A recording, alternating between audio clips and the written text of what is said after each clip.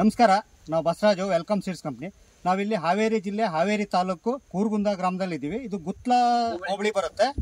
ಇಲ್ಲಿ ಪರಶುರಾಮಪ್ಪ ಅವರ ಪ್ಲಾಟಲ್ಲಿ ಇದ್ದೀವಿ. ಅವ್ರದ್ದು ಊರು ಕೂರ್ಗುಂದ ಗ್ರಾಮ. ನಮ್ಮ company welcome company cabbage, Annaji cabbage ಬೆಳೆದಿದ್ದಾರೆ. ಅದ್ರ ಬಗ್ಗೆ ಪರಶುರಾಮಪ್ಪ ಅವರು ಮಾತಾಡ್ತಾರೆ. ಪರಶುರಾಮಪ್ಪರೇ ಮಾತಾಡಿ. ನಿಮ್ಮ ಹೆಸರು? ಪರಶಪ್ಪ. ನಮ್ಮ ತಂದೆ ಹೆಸರು ಹನುಮಂತಪ್ಪ. ನೋಡ್ರಿ ಸಾಲಿಂಗಪ್ಪನವ್ರು. ಇದು ಕೂರ್ಗುಂದ, ಹಾವೇರಿ ತಾಲೂಕು, ಹಾವೇರಿ ಜಿಲ್ಲಾ ಬರ್ತೈತಿ. ನೀವು ಕ್ಯಾಬೇಜ್ ಯಾವಾಗ ನಾಟಿ ಮಾಡಿದ್ದು? ಇವಾಗ 2 ತಿಂಗಳು ಆಯ್ತು, ಕನಿಷ್ಠ ಜೂನ್ ತಿಂಗಳಲ್ಲಿ ನಾಟಿ ಮಾಡಿದ್ದು. ಜೂನ್ ತಿಂಗಳಲ್ಲಿ ಮಾಡಿದ್ದೀವಿ. 1 ತಿಂಗಳು ಮಾಡಿ, ಆದ್ರೂ ಕೂಡ ನಮ್ಗೆ ನಷ್ಟ ಆಗಿಲ್ಲ.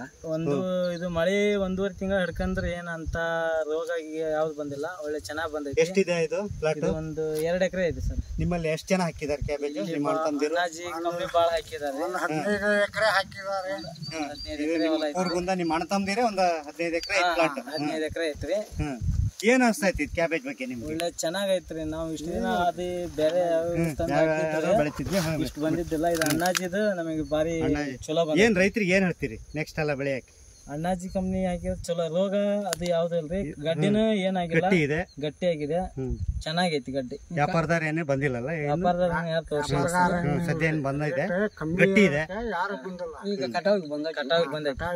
ಗಡ್ಡಿ ಮಾತ್ರ ಚೆನ್ನಾಗಿದೆ, ಸೈನಿಂಗ್ ಇದೆ, ಚೆನ್ನಾಗಿ. ರೋಗ ಇಲ್ಲ, ರೈತರು ಖುಷಿಯಿಂದ ಅದಾರಿ. ಅಣ್ಣಾಜಿ ಕಂಪ್ನಿ ಬೆಳೆದಕ್ಕೆ ಭಾಳ ನಯಸ್ ಐತಿ. 4 ದಿವಸ ತಡದ್ ಬಂದ್ರೆ ಕರಿದ್ದಾರೆ, ತಡಿತಾ ಐತಿ. ಗಡ್ಡಿ ಚೆನ್ನಾಗಿದೆ. ನಮಸ್ಕಾರ ಅಣ್ಣ. ನಮಸ್ಕಾರ.